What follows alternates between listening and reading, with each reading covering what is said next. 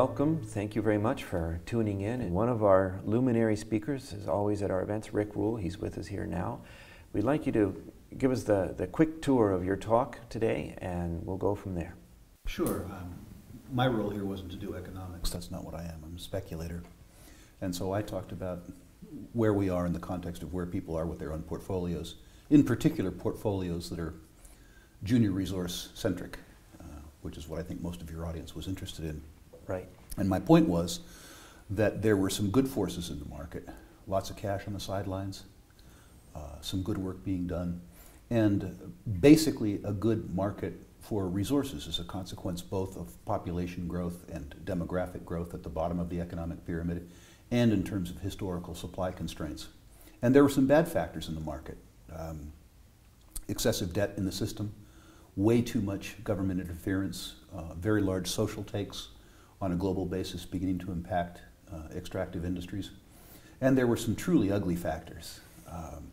The ugly factors in particular being poor corporate as opposed to share market performance, and the unfortunate truth that probably 80% of the junior resource stocks on a global basis are valueless, so the sector itself is in perma-decline, although the performance, as you know from being affiliated with Casey, the performance of the top 10% of the sector can be extraordinary.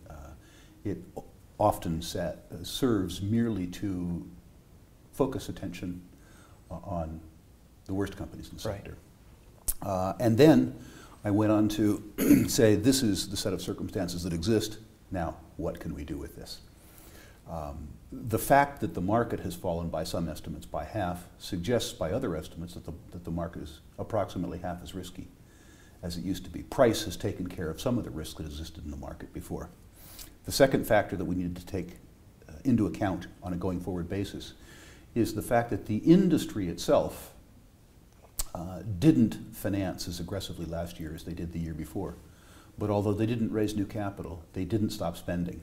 I call this financial roulette. The issuers are engaged in this rather circular exercise, which is very risky. They're spending money to attempt to get results, to generate excitement, to raise their share price, to raise money. So they're spending money to raise money, which is a very, very, very risky strategy. Most of the issuers will need to come back to market this year, and they're coming into a market that's in total disarray.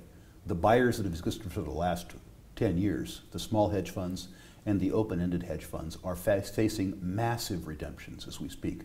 So rather than being a source of new capital, they're a source of the selling that you're seeing weighing down the market. We are going to have to, as investors, invest with a view to a different buyer on a going forward basis. And the companies who are issuing equity are going to have to find a different class of the buyer for the new financing. So we're in a time of real change and real turmoil, and hence a time of real opportunity. My suspicion is that with so many issuers having to access the market, and so few market participants that have the capability of differentiating between good and bad issuers, that just as the bad issuers were swept up with the good issuers in 2010, the good issuers are being swept out with the bad issuers in 2012. It's my supposition that for investors who are willing to work hard, take advice, and segregate viciously in terms of allocation of capital, that this will be the best private placement investment period that we have enjoyed since 2002. Okay, so this is one of the key takeaways. This is the year for private placements. And you put that quite eloquently, and I guess a more simpler way of summarizing it is there's going to be a lot of desperate guys out there, and they're going to be offering a lot more attractive terms to people who are willing to wait for that to come to them. That's a good thing. For the non-qualified investor out there, for the more general person, can you talk a little bit about being a contrarian or being a victim? Because right now there are a lot of people out there that I don't fear a lot, but I'm afraid that a lot of good people are about to become victims just at the moment that they should be taking advantage of opportunities. I think that's accurate, and I've been in the business now 35 years, and I have seen these periods several times. I guess this is going to be one of your first descents into one of these things, and it is tragic. Some very, very, very nice people use their heart rather than their head, and sadly they buy in periods like 2010, they buy at the top and sell at the bottom. That's the nature of things. There's no requirement that that be the nature of things, and I suspect that your audience self-selects more towards better performers because they've chosen to invest the time and the money to get recommendations from Casey Research and, in fact, in many cases, do further research themselves. So I suspect that the universe that you're familiar with will be less victimized by this than others, but they certainly won't be immune to it. Emotion runs through all of us, myself included. It is very important to bear in mind specifically what you said. I have said for many years that you're either a contrarian or a victim. It's a nice catchphrase, and it's also true. This is a cyclical, capital-intensive business. There are long periods that are required to address supply-demand imbalances both ways. And so market declines last a long time. Market advances can also last a long time and be very, very, very dramatic. What's important is that good markets are for selling and bad markets are for buying. It's counterintuitive. Your perception of how events will play out in the future is determined mostly by your experience in the immediate past. And if the last 3 investment decisions that you've made have rewarded you, if you feel good about your precepts, you begin to do something natural, which is confuse a bull market with brains. And you begin to become very aggressive. If your last 3 decisions, irrespective of whether they were well thought out, haven't played out so well, you become cautious. What you need to do is teach your brain to overwhelm or overrule your heart and understand that cheaper is better and more expensive is less good. It's difficult, but it must be done. Many things that are rewarding are difficult. Very good. Okay, so resources broad, are there any focuses within that? Are you more interested in metals, precious metals, oil and gas? What's your favorite flavor right now? A lot of that's personal, and with me, it's precious metals. The reason for that is that I'm a reasonably well-known gold broker, and in 2010, as a consequence of the pricing, I was way underweight gold stocks. I was afraid because if gold had broken out, my clients would, for some reason, probably have strung me up. I would like to address those imbalances. It's very seldom that you see an opportunity to buy the junior gold sector or the senior gold sector at reasonable prices. This is the first time that I have seen the sector at reasonable prices relative to the price of gold since 2004.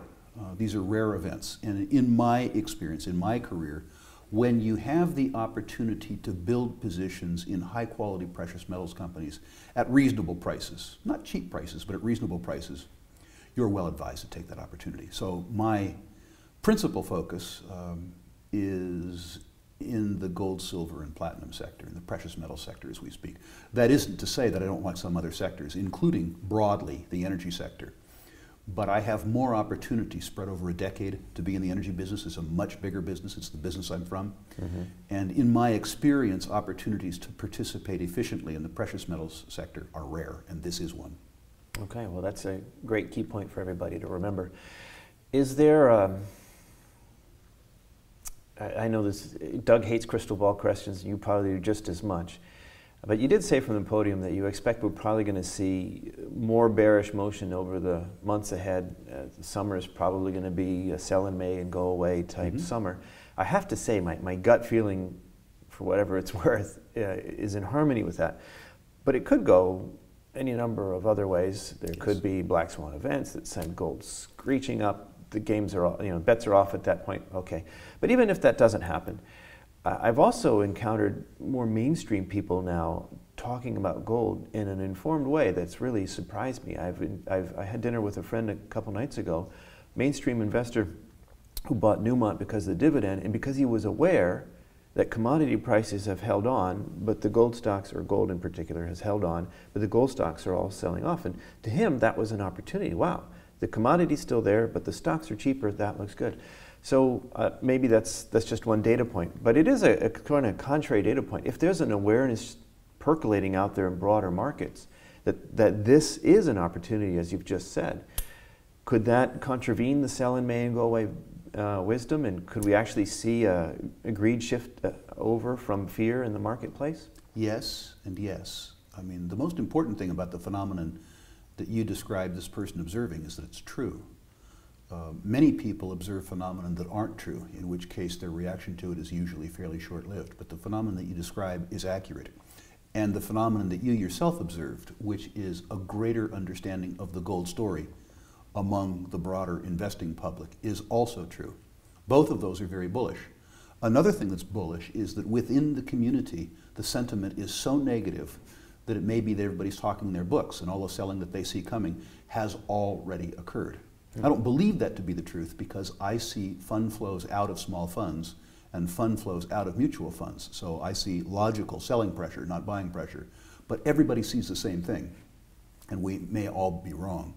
In terms of what could turn it around, I see three things. You named one of them, an anomalous black swan economic event that causes the catastrophe insurance trade in gold to come back to the fore. Right. There's no more powerful economic motivation in the world than fear, the other one, of course, being greed.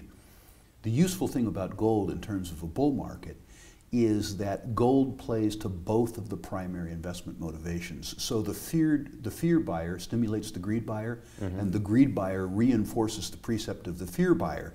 And when you get a real gold bull market, it ratchets back and forth between those buyers on the way higher. So that's one thing, an anomalous black swan event.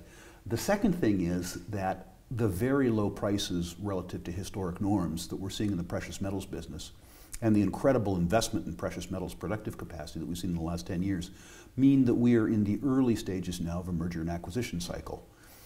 Markets work, and these low prices will beget takeovers. And the takeovers will add both liquidity and hope to the sector. And the third is, and we're ignoring this completely in this market, is that we're very early on in a discovery cycle. And as much liquidity and hope as takeovers add, a big discovery is like a takeover on steroids. The market always loves a discovery. An event like Arequipa that goes from 30 cents to $30 in 19 months is the thing that really gets people's pulse racing. And I think it's unlikely that we won't have a major discovery in the next 12 months. There's too much money being spent in good places by too many good people. That's going to be, from my point of view, the real black swan. That's a pretty optimistic and positive statement there. That's I know almost a Casey-style declarative statement. I know a lot of good geologists.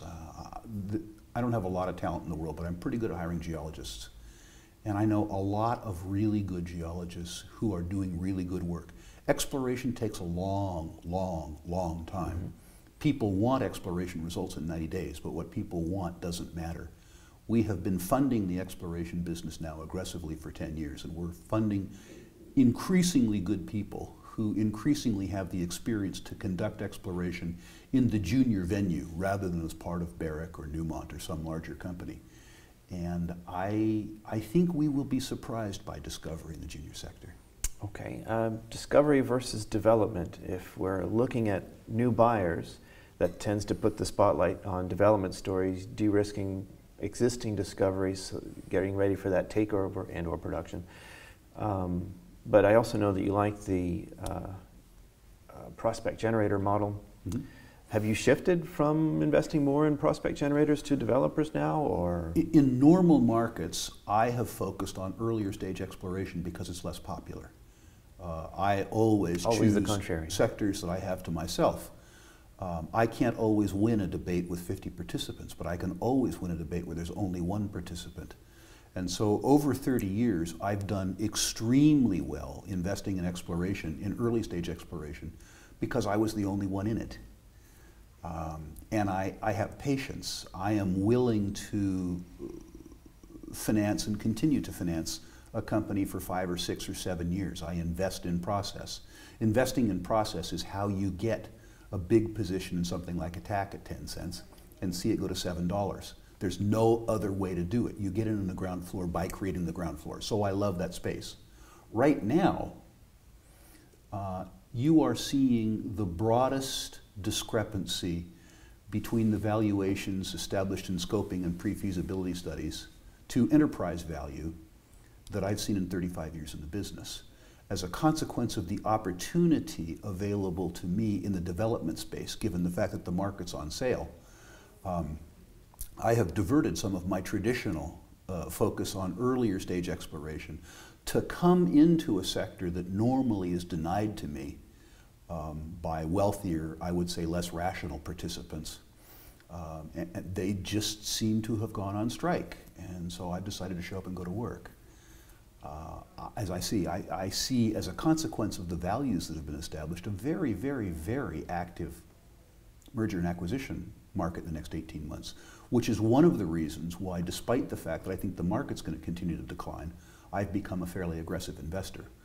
While I think the overall market is going lower, I think there's going to be a dozen or 20 takeovers with 35 to 50 to 60% premiums. And I think our organization, with its incredible investment in technical people, will have the ability to differentiate. We're not going to get everything that's taken over, and some of the things that we think are going to be taken over won't be. But I think that it will be an activity which will yield us substantial rates of return on substantial amounts of capital. In other words, we'll be able to deploy significant amounts of capital for high internal rates of return. And opportunities to do that in a market don't come very often. Yeah, no, that's really interesting. Let me address directly the listeners, viewers here this time. There's a lot in there, there's an earful. There's something that Rick said really is worth focusing on. This is discipline. Listen to what he said. This is a sector where the buyouts, the takeovers make sense, they make money for people. But when a lot of people liked it, what does that mean? It means the prices were up. Rick didn't buy. It makes sense. It's a good business plan, but he didn't buy because other people were pushing the prices up. Now, when it's not loved, nobody wants to hear about it, Rick is moving in. This is contrarian discipline, and this is how you become successful rather than roadkill in this sector. So hats off to you for that, and thank you very much for your time. Pleasure, Louis. I enjoy the process.